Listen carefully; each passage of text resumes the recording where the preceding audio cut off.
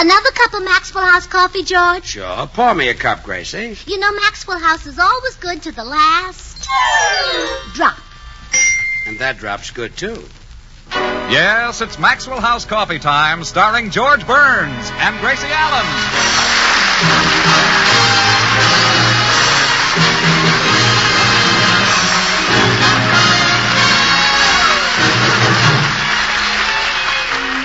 With yours truly, Toby Reed, Bea Benaderet, Dora Singleton, Dawn Bender, Tommy Bernard, Harry Lubin, the Maxwell House Orchestra, and Bill Goodwin. For America's Thursday night comedy enjoyment, it's George and Gracie. And for America's everyday coffee-drinking enjoyment, it's Maxwell House. Always good to the last drop.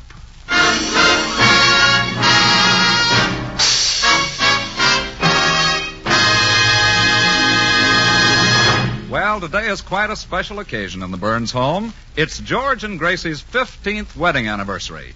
And just to make sure that George doesn't forget it, Gracie begins dropping hints the minute he comes down to breakfast. Good morning, Gracie. Good morning, dear. Oh, how we danced on the night we were wed. Da, da, da, You, da, da, you seem da, happy da. this morning. Well, I'm always happy on special occasions like birthdays and holidays. Say, that's right. Today is a special occasion. Oh, you remember? Of course. Happy Armistice Day. Is this Armistice Day? Yeah, this is the day the Kaiser surrendered Germany. Oh, George, Yeah. this is the day my mother surrendered something, too. She let the Cubs take your old man, huh? That wasn't what I meant. Oh, how we danced on the night we were wed. Da, da, da, da. If that song reminds you of anything, stop the music. Okay. Oh, how we danced on the night we were wed. Stop the music. Yes? It reminds me of Al Jolson. George, let's play a little game. I want to see if you can guess a certain number. Okay. Now, it's fun, George. I used to play with my brother Willie. Now, add the number of Willie's fingers to the number of toes he has in one foot, and what do you get? 16. Oh, that's silly. He's got 10 fingers, and you do get 16, too. Well, subtract his head, and what do you get? 14. No.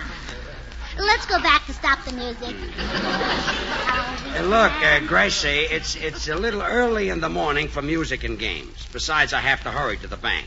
Now, how about some breakfast? Yes, dear. I have it already. Good. I could eat a horse. Oh, I wish you'd spoken sooner. I fried bacon. I'll settle for bacon. All right, here it is. Notice the way I have it arranged on your plate? Yes, it's twisted around to form the number 15. Mm-hmm. Does that mean anything to you? Yeah, you fried it too limp. After this, fry it crisp and make it an 11. Mm-hmm. See?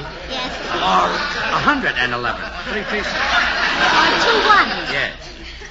Speaking of food, George, remember that cook we had named Annie O'Toole? The one who was always making up verses? Yeah. Her name should have been Anniversary. Anniversary? Yeah, oh, how this we is too much. danced I'll on the see you night. later.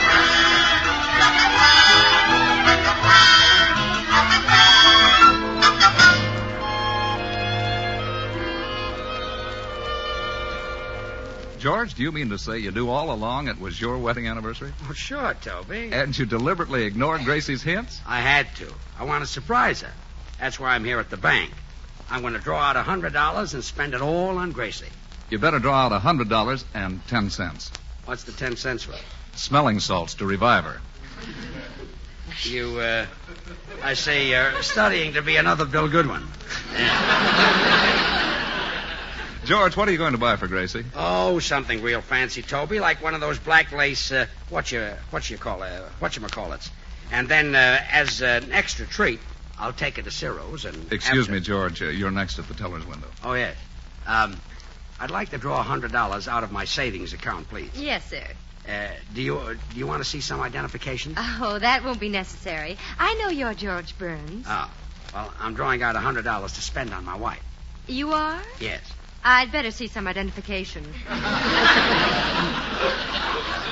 I admit that this is pretty unusual, but today is our 15th wedding anniversary, and so I'm going to splurge and get us some fancy, understuff. Oh, lingerie. Yes, some of those real expensive step-ins.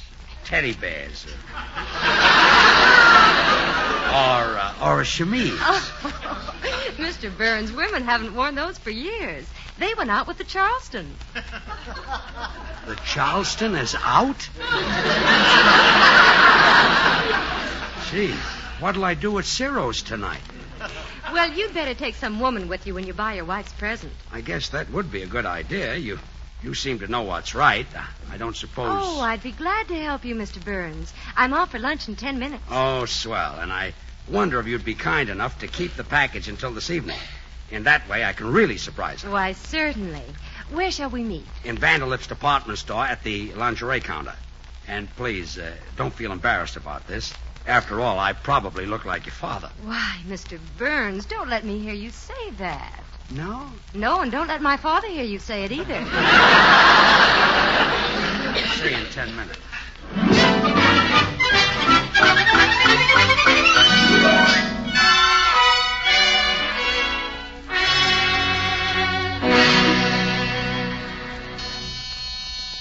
Come in. Oh, hello, Mrs. Vanderlip. Hello, Mrs. Burns. I'm afraid I have some bad news. Really? What is it? My husband just telephoned me. He's the proprietor of Vanderlip's department store. Well, that's not such bad news. Now, I haven't come to it yet. It's my husband's habit to wander through the various departments observing the customers. Well, prepare yourself for a shock. All right. About 10 minutes ago, he happened to be walking about in ladies' lingerie. Oh, that is shocking. Oh, no, please let me finish. He observed your husband in ladies' lingerie. George, too? Why, that silly man, he'll freeze.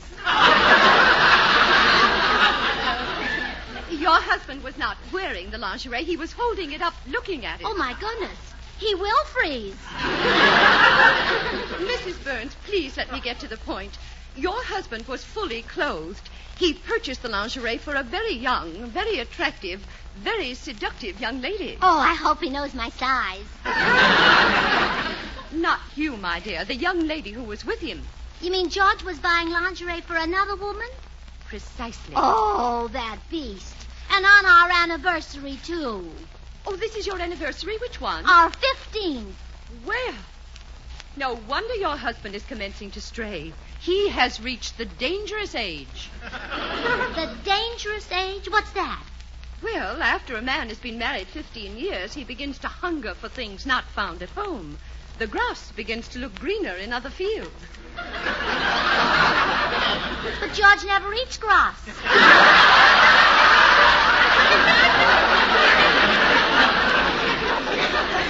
No, you still don't understand. There is another woman in your husband's life. She forms the well-known triangle. And with a shape like that, he likes her?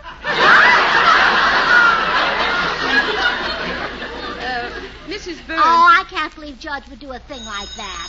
Oh, excuse me, Mrs. Vanderlip. Hello? Yes. Who? Tell Mr. Burns what? Okay, I'll tell him. Well, you were right. George has a date tonight with that three-cornered woman. He has? Yes, that was the head waiter at Ciro's. He said tell Mr. Burns his table for two had been reserved and his champagne would be ready. And he never does that for you? Oh, I'll say he doesn't.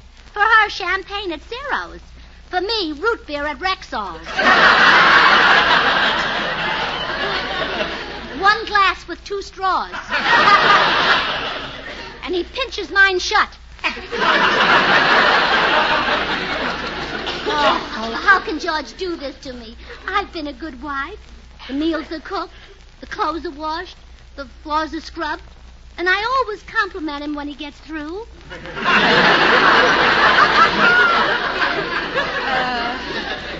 Yes. Well, Oh, here's your philandering husband now. Really? Yes. The old rake is on the front porch. Well, I hope he trips over it. I'll slip out the back way. Good luck. Hello, Gracie. What's new? That lingerie you bought at Vanderlip's department store? You know about it? Yes, and that table for two at Ciro's tonight. Oh, darn it. I didn't want you to find out. Oh, George, why are you doing it? Well, it's time to have a little fling.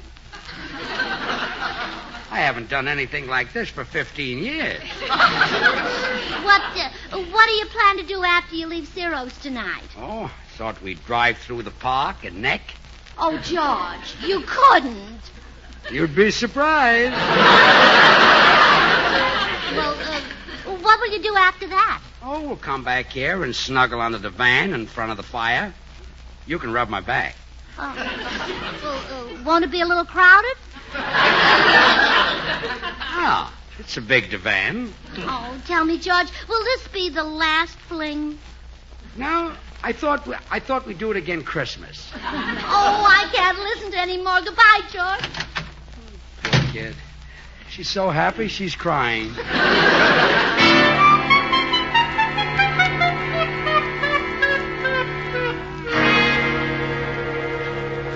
He brazenly admitted the whole thing, Mrs. Vanderlip. Oh, you poor dear child. What will you do? Well, I'll make George feel sorry for me so he'll give up the other woman and come back to me. That might work. Oh, sure. I'll take a gun and blow my brains out. Then we'll make up. But, Mrs. Burns, you can't live without... Yes, I guess you can. However, I advise against such drastic measures. Oh, but I've got to do something. Mrs. Vanderlip, what did you do when your husband reached the dangerous age? Well, I didn't have this problem. You see, by the time we reached our 15th anniversary, we had a 12-year-old child. A child usually keeps the husband from straying. You mean if we had a 12-year-old child, George would stay home? Very likely. Oh, well, then we'll have one. I'll say to George that 12 years ago we had a child, and I forgot to tell him. Then I'll hire a child actor to play the part. Mrs. Burns, your plan is implausible, impractical, completely devoid of credibility, and can lead only to catastrophe. Well, sure, it'll work like a charm. See you later.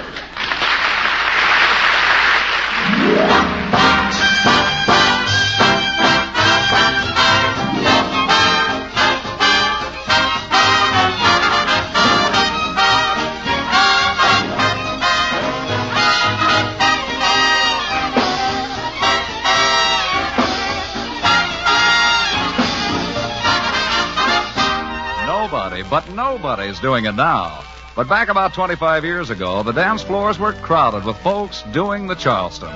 And everywhere you went, people were humming and singing, Yes, We Have No Bananas, or Barney Google. Another great American song hit came out about this same time. Irving Berlin wrote it. And popular as it is, I wonder if you can name this grand song when we play just the mellow harmony. Here's a further hint. Listen while we add this rich counter melody.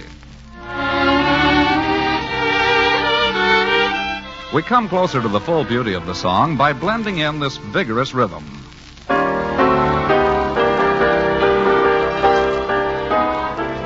You know it yet? Well, you'll spot it instantly when we blend in the final musical part, the fine, full-bodied melody.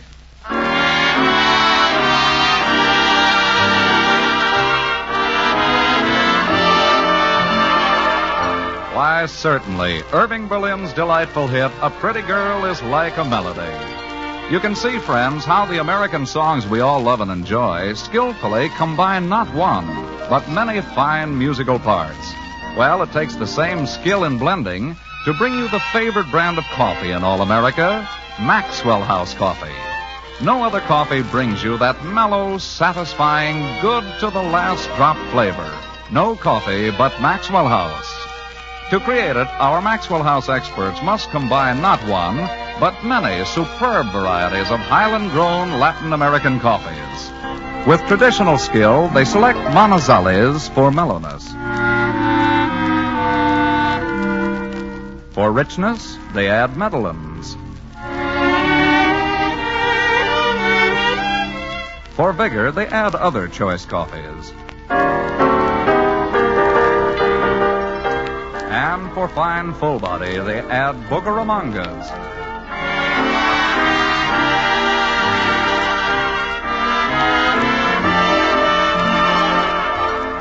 All blended into one great coffee, which comes to you with every bit of its wonderful flavor and goodness intact.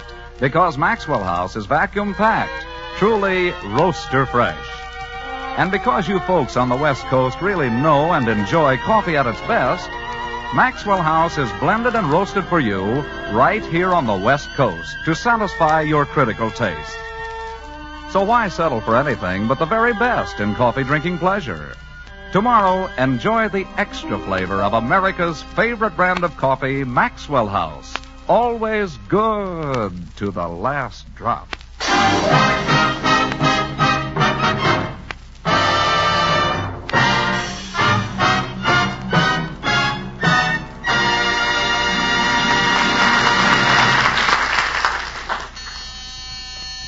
Come in.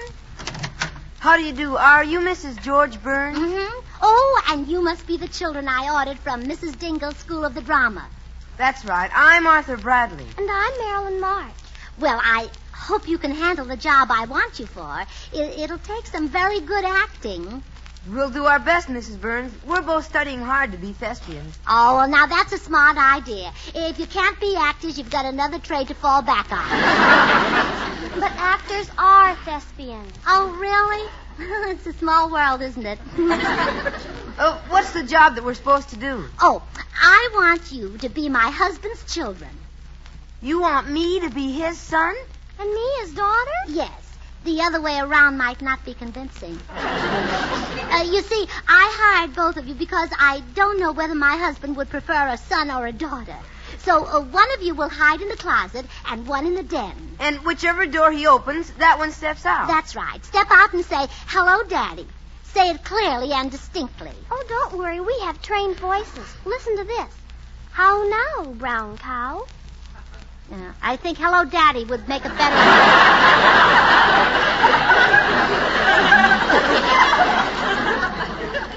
Well, this is a very unusual job, Mrs. Burns. Would you mind telling us why you want us to do it? Oh, well, you're too young to understand. I'm trying to hold our home together because my husband has reached the dangerous age. Oh, you mean he's at the stage of masculine development when the urge for emotional stimulus overbalances normal discretion. Oh, I knew you were too young to understand. So, just be his children and don't ask questions. Gee, will he believe that I'm his daughter? I probably don't look a bit like him. Well, I don't look like him either, and he believes that I'm his wife. Marilyn's right, Mrs. Burns. It won't be easy to fool your husband. Maybe we better not try. Oh, you can do it. You see, he's not as smart as I am. In that case, we'll try it. Oh, good. Mrs. Burns, how long do you expect us to carry on this deception? Oh, not long. As soon as George is convinced that he's your father, you can leave. What if he won't let us go? Well, he can't stop you. He's not your father.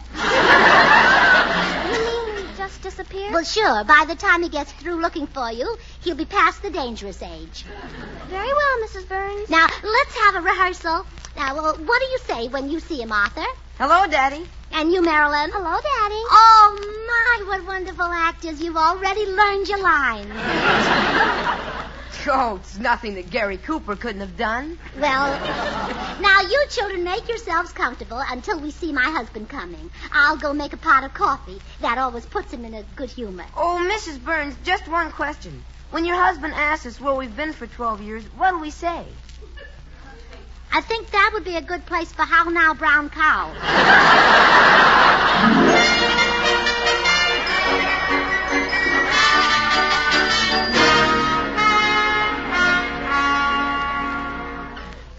Mrs. Burns, here comes your husband up the wall. Oh, all right. Quickly, into the den, Marilyn. Yeah, and you, Arthur, here in this closet. Okay. Oh, I hope being a father will keep George at home. Hello, darling. Where have you been? The cigar stall. Oh, I'm glad you got some cigars. They'll come in handy. Now, sit down and drink this nice hot cup of Maxwell House coffee while I tell you something. Okay. What is it? You're a father.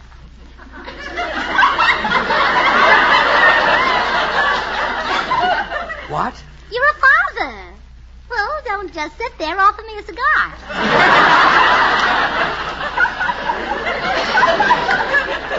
Gracie, are you trying to tell me that we have a baby? Oh, of course not. Oh. We have a 12-year-old child. A 12-year-old child? Yes, yeah. Remember 12 years ago when you went on a vaudeville tour and I couldn't go because I had the flu? Yeah. Well, since I was in bed anyhow, I decided to have a baby.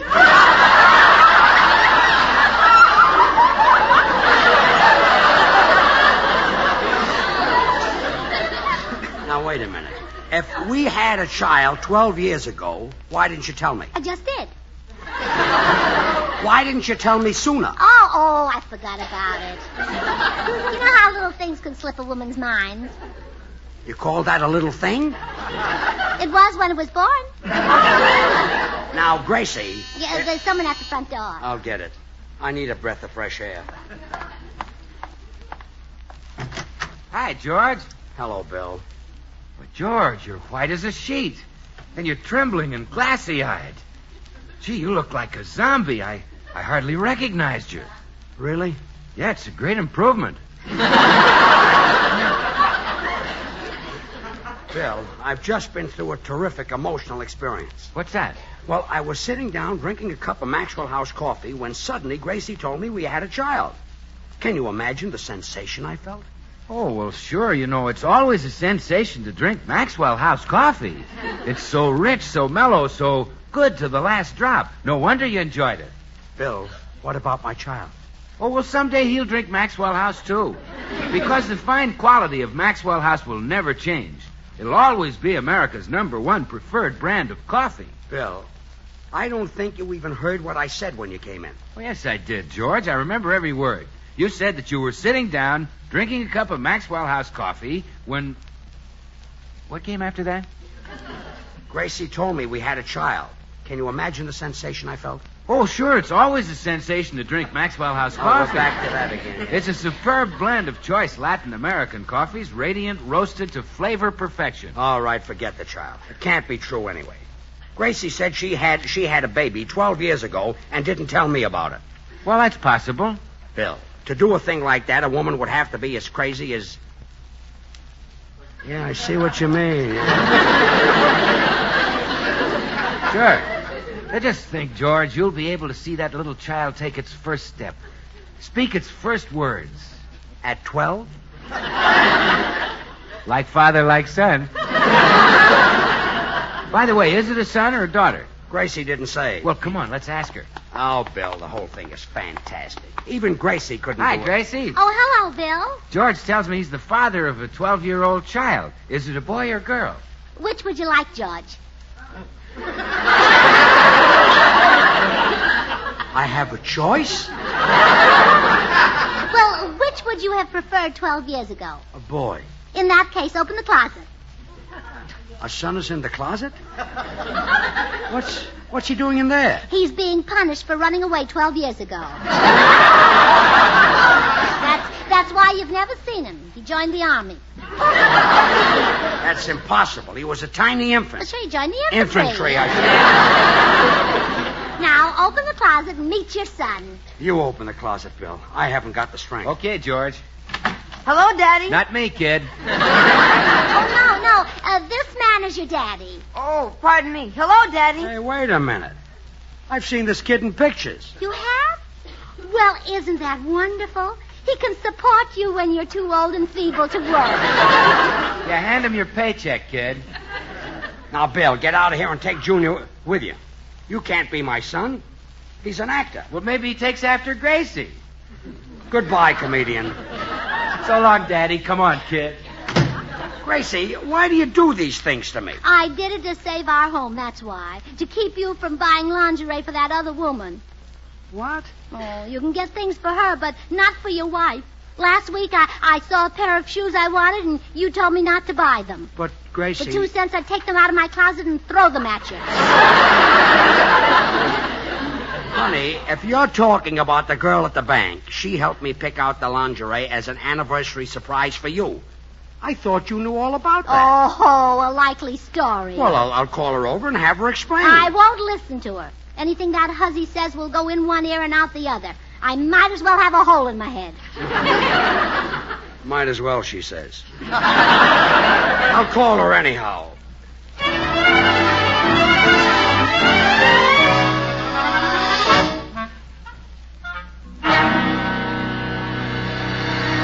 Of course it's true, Mrs. Burns. Here's the lingerie wrapped as a gift with your name on it. See, Gracie? I only went with your husband to keep him from making a mistake.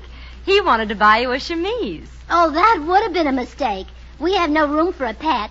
Well, anyway, Gracie, you owe Miss Emery an apology. Oh, well, I apologize, Miss Emery. I thought you were trying to steal my husband. Oh, I assure you I would never do that. Well, don't smile. Any woman would steal a man as handsome as George. Oh, I'm sure they would. Now, it's nothing to snicker about.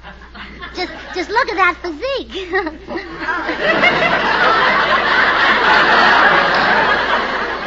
I am looking at it. Now stop that. Have you ever seen shoulders like that? No, I never have. Neither have I. He's terribly strong. Girl. Yes, he is. Oh, stop Look. laughing. He is. He's loaded with sex appeal. Okay. Break it up. All right, that's enough now. This day has been too much for me. I'm going in the den and get some rest. Hello, Daddy. Oh, no.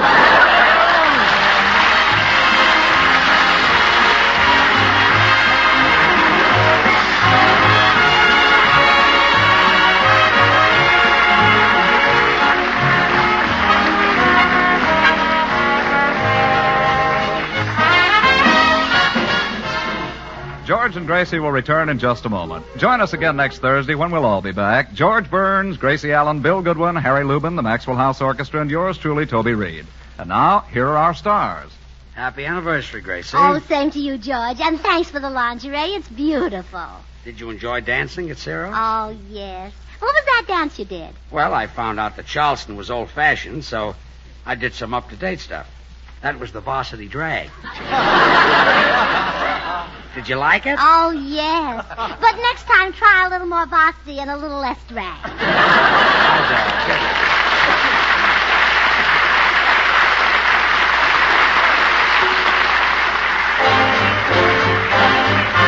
Good things. The easy way. Do you like good things the easy way? Then get instant Maxwell House coffee. So good. So good. True coffee flavor and fragrance, because Instant Maxwell House is not a so-called coffee product. It's all pure Maxwell House coffee in instant form. And so easy. So easy. Instant Maxwell House means great coffee instantly in your cup. No fuss, no muss, no bother. Today, try Instant Maxwell House. Instantly good to the last drop.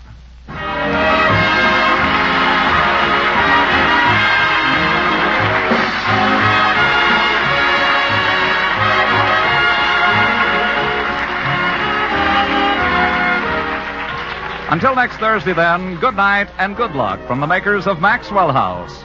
The George Burns and Gracie Allen Show is written by Paul Henning and Keith Fowler.